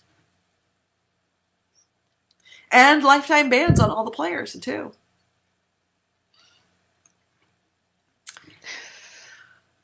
So, Sucks. Yep. So you got anything? Yes. Vince Zampella of Respawn Games had a short little. He was asked by IGN about Titanfall, and he said that there is, quote, nothing. There's nothing currently in development, but it's always there, end quote. Uh, and that's newsworthy because last year he teased that more Titanfall would be coming. He specifically said in 2019, and obviously that didn't really happen. But it seems like now whatever that Titanfall game was that he had teased has been put on the back burner or canceled. Mm-hmm. Which I guess makes sense because Titanfall is kind of a cult classic, especially Titanfall 2, Right. but it never really had AAA success. And No, so it compare didn't. that with the success of Apex Legends and Jedi Fallen Order, and it seems like Respawn is kind of focusing its efforts on those two IPs instead of Titanfall. Right, and I get it. Titanfall, I don't know why, because it was a good game. I mean, I played 1, I Well, the played reason 2. the reason It Titanfall just, 2 didn't sell well was because it came out literally in between Battlefield, I think it was Battlefield 1 yep, and Call of Duty. yep, It was one of those games that EA kind of shoved out to die. It's like right. that's what's kind of so frustrating. And Titanfall 1 came out at the right time. I believe it was a launch title. Yeah, or Yeah. close to it. But that So game was okay at it was best. right, but it was the game itself was flawed. It was not quite fully baked. It was And all so 2, multiplayer. right. Yeah, that's the thing. Like the Titanfall 1 was all Oh, I got multiplayer. that. You keep going. Here's that phone call I got. Okay. Titanfall 1 was all multiplayer, This is and it Edith. tried to tell like a single player. I can hear you on the phone. You should. Okay, yeah, that's better. Leave. It was all multiplayer, and they tried to do like a campaign style story through multiplayer matches that just didn't work. And then the second game was so great because it went full single player campaign, and it was more the levels they designed, which is so clever and so imaginative and so well designed. Like that single player experience was so good, and I think that's what made it really stand out. Uh, in addition to that, so yeah, it's kind of disappointing that we won't be getting any more of it anytime soon. Like I know Apex Legends technically takes place in the same universe, and so bits of Titanfall lore from that universe have kind of made their way into that game. But like I said, at least for me, the real appeal of that game was not the lore, because it was a sci-fi universe. Like there wasn't anything really all that impressive about its story. It was more the level design around that story. And the story was just an excuse to get you through some really impressive gameplay sections. And so the idea that, oh, you might get a little bit more story bits through this other game, it's like, that's not as appealing as, a new single player experience. On top of that, so far, a lot of games have been delayed because of the coronavirus outbreak. But in an interview with Business Insider, the leader of the Xbox, Phil Harrison, was Phil Harrison or is that someone else? Phil Spencer. Yes. God, I keep getting those confused. And I apologize for the banner underneath that still says Titanfall because I can't change that. That's Edie's got that ability. But when talking with Business Insider, Phil Spencer said that we've kind of yet to see the real impact of the coronavirus delay on games. And we kind of might not really see it, or at least the audience won't be aware of those delays. Because, obviously some games got delayed right now. But for games in production, a lot of stuff has come to a halt. Like in the interview, he specifically mentions mocap, Like you cannot do mocap as it is now. And so if your game uses that, that aspect of production has just come to a complete halt. But it's come to a complete halt for a lot of games that are relatively far off in the future. And so those are games that he says, like, games that will come out in March of 2021 are probably the most currently affected by the current production halt. But a game that's coming out in March 2021, isn't necessarily announced yet. Those are the kind of games that would be announced at E3. And so it's very easy for a company to delay those games without us knowing. And so we might not really get the full impact of what the production delay has been, because while there's been kind of a dry spell for the past couple months, the games that are really hit will get delayed without us knowing about it. And everything else coming out is just kind of delayed as we've seen already. And he says that he is still optimistic about the launch of the Xbox, which, the head of Xbox would obviously be optimistic about that. But it's still interesting to see just what that launch will be. He's bullish, but of course he has to be. But also, I think the industry is strong enough that even if a console doesn't sell well out the gate, by the time March comes and rolls around and those games might come out, people will buy it anyways. On top of that, Epic Games put out a demo of their Unreal Engine. And I think it's Unreal Engine 5? I forget the number. Unreal Engine 4. They put out a tech demo of Unreal Engine 4 that's a good 8-minute deep dive into the engine, and it shows an aspect of gameplay, kind of an Uncharted Lara Croft-esque game, and then they pause it and kind of go behind the scenes to explain what they're doing, and it looks really impressive. From someone who, okay, in the chat, AC Ray says it's for Unreal Engine 5, so yes. As someone who has thought game graphics can't really get that much better,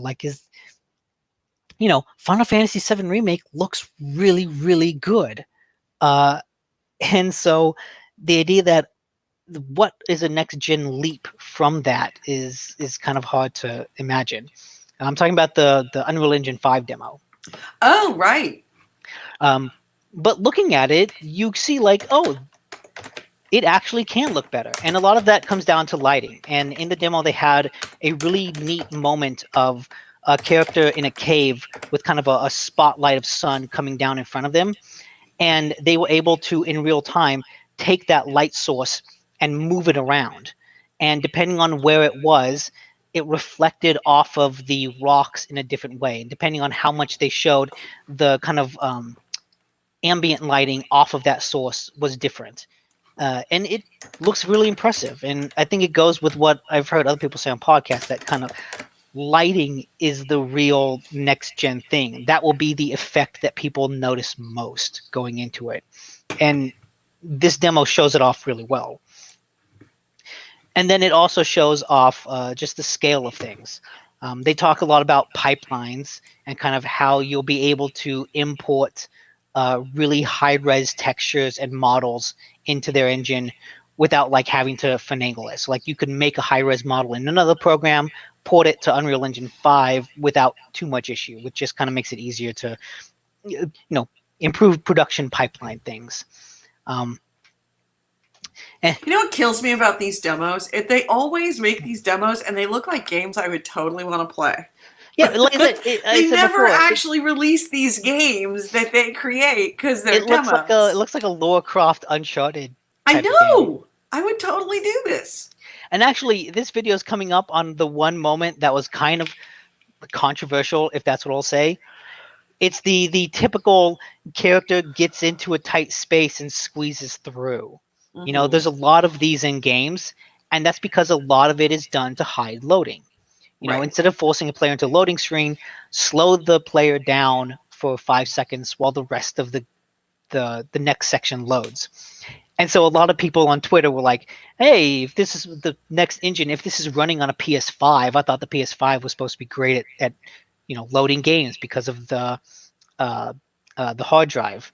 Why did you do this?" And so Epic has gone on to respond like, "We just did that for aesthetic reasons. Like we wanted to zoom into the rocks to show that off. We didn't actually do it to hide loading." Yeah. Which makes sense too, because at the end of the demo, the character walks out of a door and there's like a huge, vast landscape, and then they fly through it very quickly.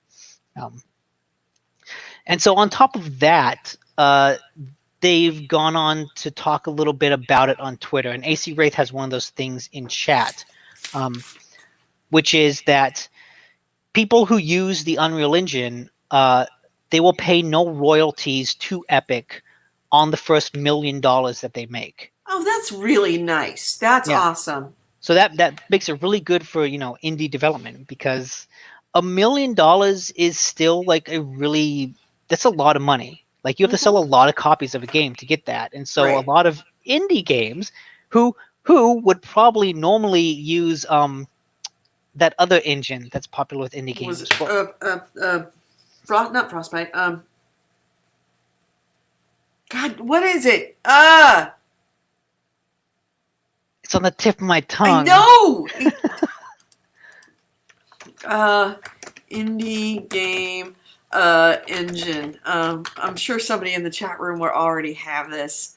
Unity. Unity. AC Thank Ray. you. Thank you. Yes, Unity is done by a lot of indie devs, and so I feel like this is a very smart play for that audience. But then, in addition to, they said, And by the way, hitching is YouTube. It's not me. Yeah. If you're seeing any hitching, it's not the demo. Something they mentioned on chat, they didn't have specifics, but they said that they can't share technical details, but the tech is meant to ship games, not tech demos, so download size is something we care very much about. Good. So it seems like, in theory, you won't necessarily be forced to download a 120 gigabyte game like you can be now. Right. Yeah, this demo is... I freaking want to play it. By the way, Forget Your Life said, remember the Unreal demo with the ball of meat? I don't remember that one. No, I don't. Now I'm going to look this up. But I do remember when they were showing off Unreal Engine 4, I think it was, for the Xbox 360, they showed off a monster design that ended up being the Locust from Gears of War. Mm-hmm. So there's every possibility that this could be a game in development, but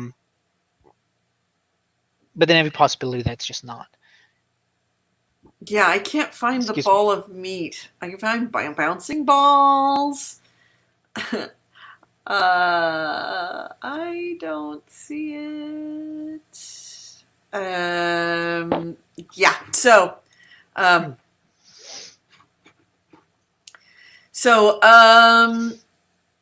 anything else? Yeah, just an interesting tweet by Ubisoft. Or it wasn't a tweet from Ubisoft. It is someone tweeting a note from a statement that they made. Mm-hmm.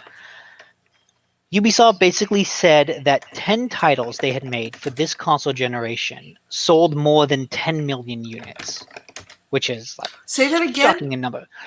There are 10 titles from Ubisoft that sold over 10 million units. Wow. So those are Assassin's Creed Unity, Assassin's Creed Origins, and Assassin's Creed Odyssey. Mm-hmm. The Division 1 and the Division 2, Far Cry 4 and 5, Mm-hmm. Ghost Recon Wildlands, Rainbow Six Siege, Mm-hmm. and then Watch Dogs 1 and 2. Actually, that's 11 titles, not 10. Watch Dogs 1 sold over 1 million copies. Watch Or Dogs 10 1, million copies. Watch Dogs 1 had a lot of hype going into it. Yeah, it did. We were there for the hype. We Yeah. got into the hype, So and it's it was like, 11 this is 11 gonna be titles. awesome. I can't wait. And then it came out. It was like, this is not the game that they said they were gonna Yeah. ship. And I guess to be fair, I have heard a lot of really positive things about Watch Dogs 2. And Mm-hmm. it's been something that I've thought of going back to but never have. So at least they've Yeah. kind of made good on that. But personally, I'm happy to see that Assassin's Creed Unity is on there, but not Syndicate, because I think Unity is the better game, No, good. which is an unpopular opinion, but fuck you. So I got a couple of things. One, so there's been a lot of talk about the about Minecraft being used for graduations. I think it kind of started in China with some graduations of kids of, like, I want to say the grade school or high school. I think it was a grade school. Well, UC Berkeley did the same thing, and I actually have footage of it. UC Berkeley, actually, the students created the UC Berkeley campus in Minecraft and then invited Wow. family and friends to the campus for the graduation. And UC Berkeley is literally a few miles that direction. This is freaking UC Berkeley's campus. And they went to the Memorial Stadium, which is the main stadium in Cal Berkeley, and they held their graduation in Minecraft. So they were all given gowns.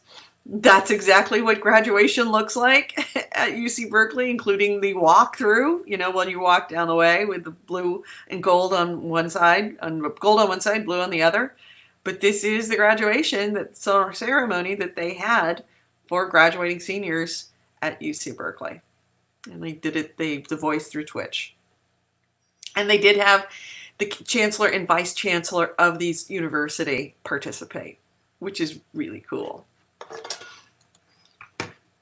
That is pretty cool. Yeah. You achieved greatness in the face of turmoil. That's a virtual Carol Chris tells the 2020 graduates. They all got to throw their caps and everything. Yep, that's Memorial Stadium right there. So yeah, I wanted to share that with you so that you could see. I don't know if have you been to the? Are you familiar with the campus at all, Nick? To know that that's what it looks like. It freaking the whole campus. That is exactly what that campus looks like. So yeah. Yeah. Oh, actually, here we go. This is actually a video that shows. Let me back it up so you can actually see. This is the campus, the real life campus, Sather Gate. I've been there, and University Library. I've studied there, and then inside of it, that's Campanile, and that is exactly what Sather Gate looks like. You can see Sather Gate. So yeah, that's They call it Block Ely.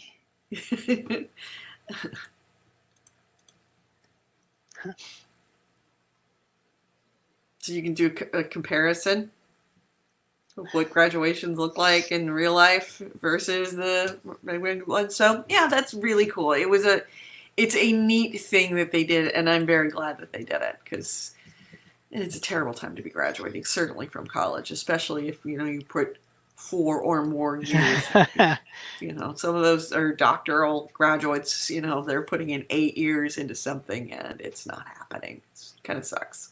Yeah. And the only other thing I have has nothing to do with tech or nothing to do with games, but it was so cool that I had to post it. So this is allegedly, I don't know if it's true, but according to Adweek, this was created by IKEA Russia, and they have released some new plans for new instructions in light of COVID and the stay in order They have released in their ubiquitous way how to create for your indoors to create stuff house and all the different pieces that you'll need in order to create house. Fortress, how to build a sofa fort and what parts you will need. Castle. I believe it's Castel. Castle. Then I'm sure the Norwegian will be able to. Actually, it's Swedish, so. Hido. And camping tent.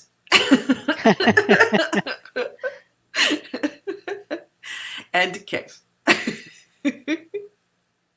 And wigwam.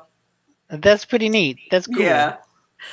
So I don't know if those are actual. I'm assuming that those are actual pieces that you could purchase from IKEA to create wigwam or cave. Buying a Viken chair, the Nastjaman blanket, 8 books, a Blotsno, the battery-powered lights, and the Valborg pillows, and some tape to create cave. This actually reminds me of a horror book I read a bit ago called Horror Store, STOR. That's basically a ghost story that takes place in an IKEA, and it's pretty good. That's awesome. Yeah. So yeah, I saw that and I had to share it with everybody. I figured you'd get a kick out of that. All of us nerds would appreciate. He says, Corey Wall says, that's not a wigwam, that's a teepee. Well, that's probably true, but also consider that's Russia doing it, theoretically. Is it Russia? I thought IKEA was Swedish. IKEA is Swedish, but IKEA Russia was, according to Adweek, IKEA Russia released it. I don't know if that's true, but according Russia to doesn't know Native American structures. Yeah, even they weren't sure if it actually came out of IKEA Russia, but okay, it was allegedly, even by their account, allegedly from IKEA Russia. 6 ways to make furniture forts. So do you have anything else? Yeah, I had a couple, a bunch of companies announced their online things that would replace E3. I tried to find it, but I could only find a couple. We know about the Summer Game Fest that Jeff Keighley's doing that will kind of announce things throughout the summer. But in addition to that, the PC Gaming Show, which was always something that happened during E3, will now be happening on its own on June 6th. Oh. So early next month, you'll be getting the PC side of E3. And then about a week later, on June 11th, you'll have EA Play Live. And so their normal E3 thing, they'll show off all their new things. And then there's a Cyberpunk event also on June 11th. And I know there were other companies, I know Square Enix was doing something and Ubisoft was doing something, but I can't find what those dates were. But so far, we've got June 6th and June 11th has sort of the E3 spread out over the course of the month. Mm-hmm. And this is this part of the Games Awards or is it part of E3? Is this in lieu of E3? In lieu of E3. The Cyberpunk thing, the gaming show, and EA Play Live are not associated with the Summer Games Fest. Those are all, there's 4 independent conferences. And actually, in the chat, AC Wraith has a link to Horror Store, which is cool. I already posted it. Oh, you can actually do a moving thing. That's neat. I can do a ticker. Cool. So yeah, I'll keep this ticker going, and as things happen, I will add it to this ticker, which I think is a good way of keeping track, because that's the thing. This is all going to get super weird. simply because of it's not gonna recognize the Okay. links. This is from IGN. Ubisoft is doing something on July 12th. They're having their Ubisoft Forward event on July 12th. So again, E3 is spread out over the course of a couple months. So Ubisoft is on July 12th. Yeah. Okay. I guess, are we going to watch these all together? We could probably. I mean, I don't think it Yeah. would be outside the realm of Do we want to have possibility. a viewing party? I mean, the problem is that I have to figure out how to get the sound, because I don't think sound plays over this, over our StreamYard. I can figure that out. But if we can And get then, the sound to play, then yeah, we could all watch it together. On top of that, Square Enix has said that Mhm. they actually won't be holding a single big event because making assets in time is difficult because of the outbreak. So instead, it will announce new titles individually depending on when they, when the assets are available to show off. Mhm. So Square Enix is sort of doing it as it comes. And I forget the other big games, the other big publishers.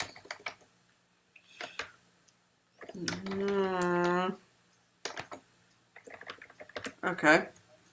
Well, I'll just keep this ticker going as we add stuff so that we can be ready for this. But it looks like at least the June 6th through 11th is going to be a little bit busy for us. When was E3 set for anyway, originally? I think it was June. It's normally June, yeah. So would you guys in the chat room or anyone else listening be interested? Let us know in the comments. By the way, if you haven't subscribed to this channel, please do so. And turn on the bell over there. There's a bell. Hit that bell to get alerts when we go live, because as this festival season starts to happen, especially now with so many things all spread out and everybody kind of doing their own virtual press conference, we may be going live in a very short, like with very little notice, depending on if they might just make an announcement and not actually do it and not actually make the announcement that they're coming out. So yeah, definitely subscribe to the YouTube channel. We will definitely be doing it through YouTube. I don't know that we will be able to do it through the audio. So if you are listening to this as a podcast, I highly recommend you go to YouTube or Facebook if you prefer, if you absolutely cannot stand Google and you prefer Facebook. But YouTube is going to be better because you can actually get alerts and notifications for when I go live or when we go have new videos and go live. It is GameHounds Vids, GameHounds VIDS as in videos, or on Facebook, we are the GameHounds on Facebook. And join us so that we can all watch these together. I will endeavor before the first of these events start to happen to create a stream so that we can all sit here and watch it together and have a reaction. Because now that we have this, thank you, by the way, to all of our patrons. Oh, thank you, because you're totally saving this year. Were it not for you, we wouldn't have video. Were it not for video, we couldn't take advantage of the fact that we're all stuck inside and that all of these things are coming to us through video, and we could actually enjoy, and I'm air quoting, E3 together. We just should call it this year E3 with the obligatory air quotes. Yeah. Because it is. I mean, it's that season, and as disruptive as this whole COVID thing has been, it doesn't mean that business it can't go on. It has to keep moving forward. This 2020 cannot be the lost year. It just can't. And so just for reference, E3 normally would have taken place on the 9th to 11th of June. Uh-huh. So actually, EA's thing and the PC gaming show and the Cyberpunk thing are happening literally right when E3 would. Right. So it makes sense that they would be doing it. And you know, Yeah. honestly, it is a good thing. They're smart to do that. Because E3 is about getting eyes and attention. And if you're one of the few that's hitting it that week, news organizations have their calendars planned. You know, there's an element of it that deals with news as it comes, but news organizations absolutely have annual calendars and they have space and stuff already kind of devoted to those kind of releases. And when the something like E3 is canceled, it leaves a great gaping vacuum within the industry, essentially the eyes that you want to get and the stories that you want written. Especially a smart indie game would be very well placed to make a big announcement and get a lot of attention, send out a lot of press releases for something happening during E3 week. Because if things like Cyberpunk 2077, well, obviously not, but Ubisoft moving everything to July, they have the luxury to be able to do that. People will follow them. But that leaves early June, open for someone else to kind of scoop in that attention and that space that's already been reserved for game coverage. Yeah. Just saying, a little bit of advice. And yeah, that's all the news I got. And then make sure you get your downward facing dog and totally try coconut oil while staring at a picture of the Bagamong yogi. It's so inspirational. Seriously, it completely cleaned out my chakras.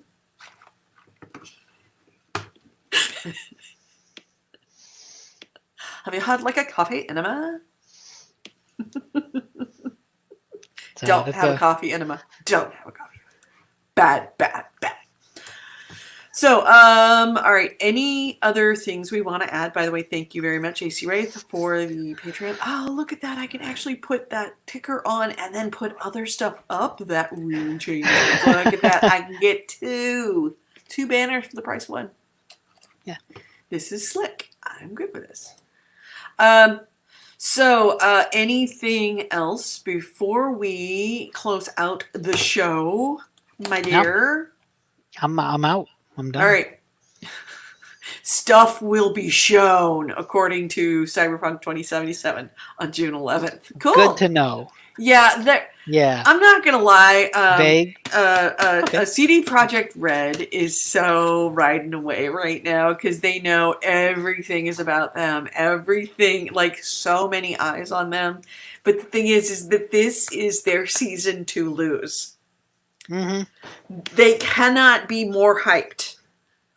So they only have down to fall. And this is my concern over the game, is that it's not the promises, I should say the expectations. They haven't made a lot of promises, but the expectations that people have right now are so high that it can't possibly meet them. And it will only be a disappointment. And once there's a little bit of disappointment, it's going to be a massive amount of disappointment because it's so hyped. It's also worth realizing that this is not The Witcher 4. It's a very, very different game than The Witcher. So, don't go into it expecting Cyberpunk Witcher because it's not what it is. Yeah, I think a lot of people are expecting Cyberpunk Witcher.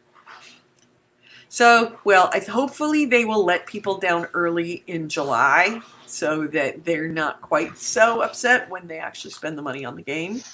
And they don't pull a Watch Dogs 1.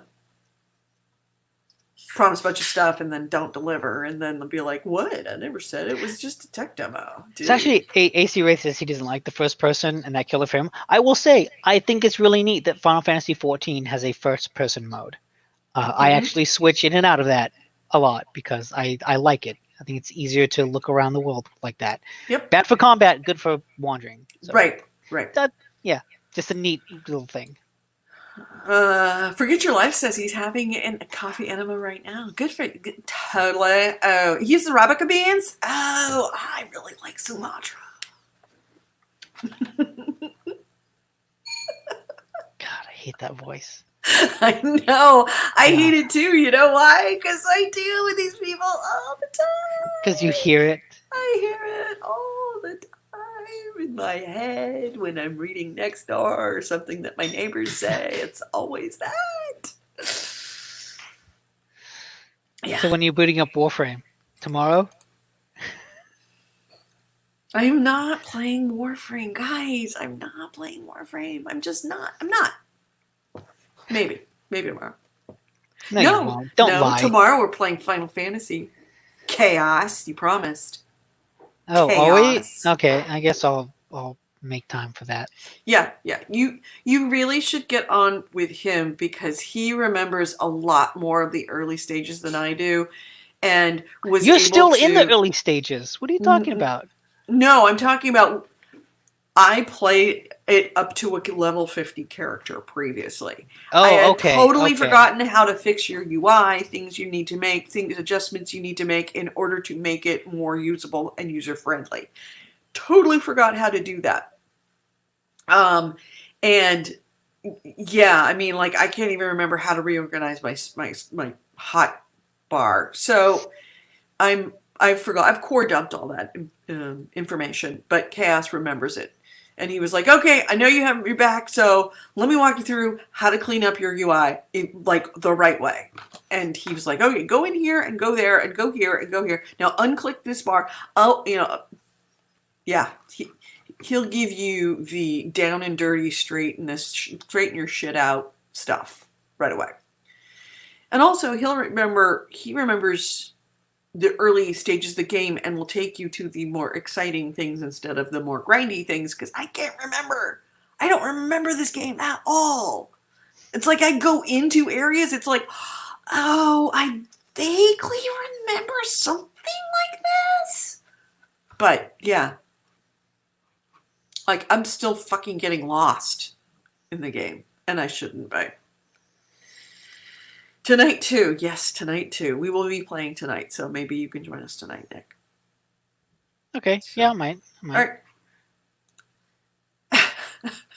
See, you guys can't even agree in the chat room whether I should be playing Warframe on PS4 or Warframe on PC. Let me tell you right now, Warframe on PC is not going to happen. I don't have a PC. Well, I mean, I do, but I don't have a PC that I want to sit in front of that long and play an MMO. So, all right, let's close. This show's starting to drag. Shall we close this out, Nick? Yeah. All right, let's close this out. Wait. Oh wait. What? Sue Bolton asks, could you put a link for where you stream games with others? We don't usually stream that just because we can't. We don't have like a streaming setup for when we play games. She's asking when we play with others, where do we stream that out to? When we play but with I know others, we have a Twitch, don't we? We have a Twitch channel. It is, I believe it's the GameHounds on Twitch. We also stream on YouTube. Actually, I tend to stream on Twitch, although we really should stream to YouTube. So by liking this channel on YouTube and then also hitting the notification bell, you will get notifications of when we stream.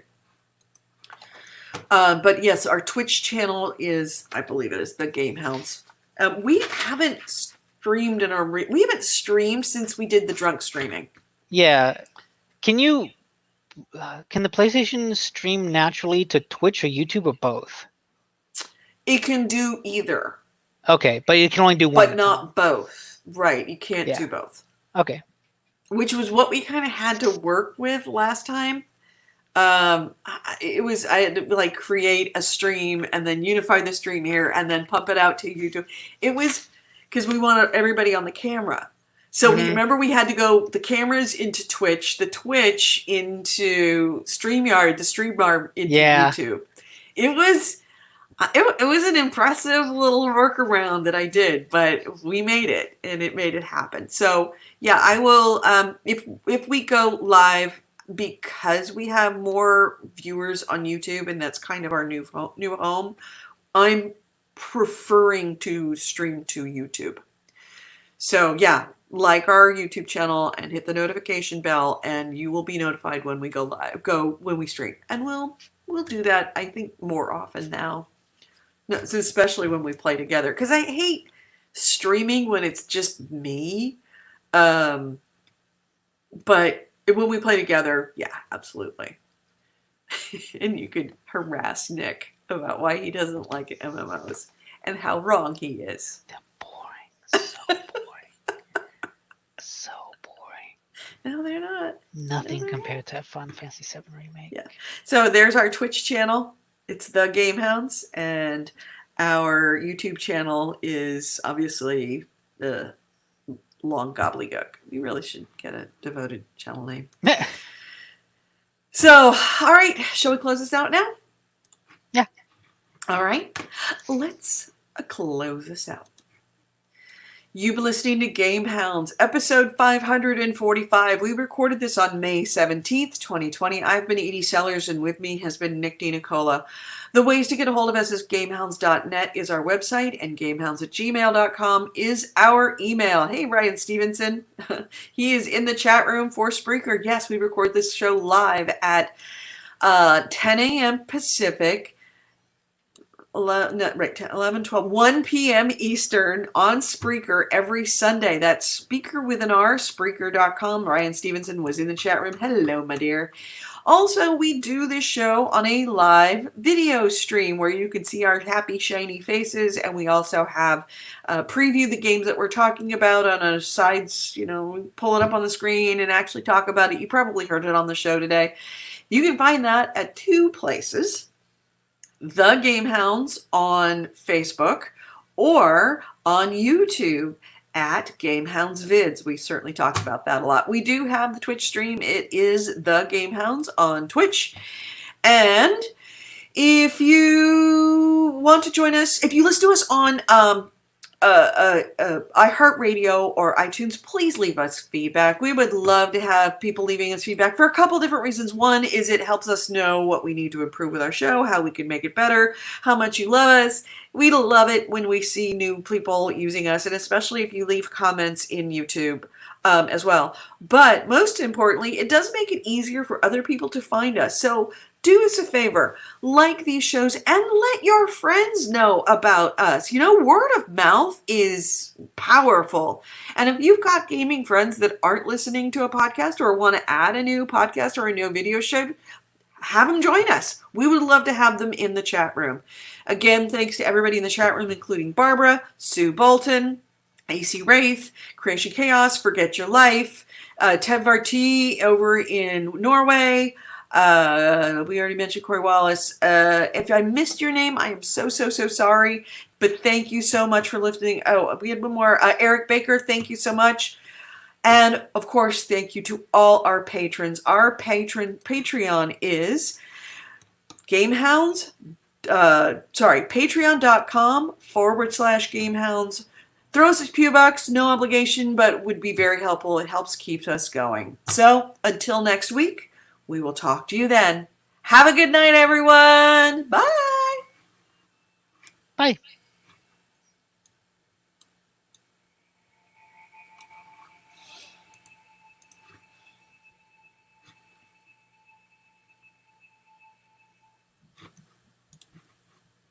All right, we are out of our podcast, and thank you everyone in the chat room of YouTube for being with us, and Facebook for being with us.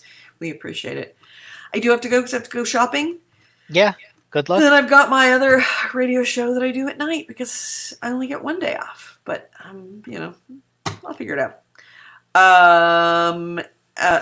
Thank you, Eric. I hope everybody has a wonderful week too. Please be safe. Please be kind to each other. Please remember that it is a very stressful time, uniquely and unprecedentedly stressful. So just remember that asshole who's being an asshole. Just try to take a moment before reacting and realize that asshole's probably got something going on in his life or her life. And cut them a little slack. You have no idea what's going with they may be dealing with a family member with COVID. They may be dealing with a death. They may be dealing with hunger. They may be dealing with unemployment. There's a lot of things going on in people's lives right now, and the stress is overwhelming. So take it, and if you're stressed out, that's okay. We'll get through this. Deep breath through the nose, deep breath out through the mouth. We'll get through this together, and most importantly, be kind to yourself. You are not going through an easy time. This is the kind of stuff that they write books about later, and we will be writing books about it. But in the meantime, know that this is an aberration. This is not your life, and all you have to do is survive, endure, survive, and it will get better. So everyone, be good to yourselves. Wash your hands. Please, please, please social distance, no matter where you are, no matter what your governors or presidents are saying. Please social distance, because we love you and we don't want to lose you to this disease. Nick, you too. Social distance, fucker. That's my new hashtag. Social distance, fucker. I even want to social distance from people digitally. MMO, play with others. Fuck that. All right, I'm gonna go eat and then go get food, because it's essential right now. So we'll talk to y'all later. Bye. Stupid can is in the way.